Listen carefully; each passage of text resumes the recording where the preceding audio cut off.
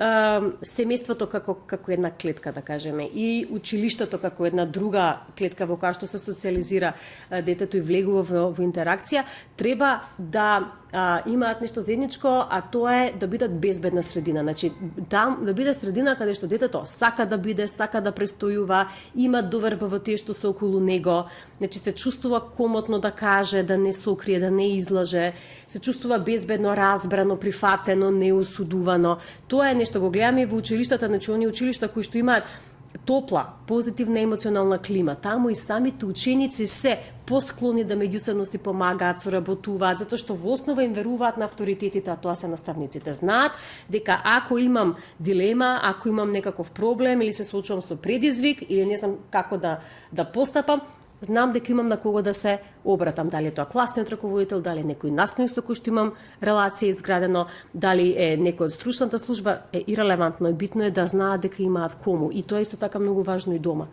Да знае дека со родителот може да разговара за се, дека нема табу теми, дека нема теми кои треба да останат покриени, скриени, да излаже, да не каже. И многу пати се случува, од пракса гледаме родителите последни да дознаваат. И тоа не затоа што се лоши родители или недостапни родители, туку едноставно детето избрало да не им каже затоа што се плаши дека можеби ќе му се налутаат, дека нема да го разберат, или дека едноставно врсниците се тие кои што можат повеќе да му помогнат, што не е секогаш така.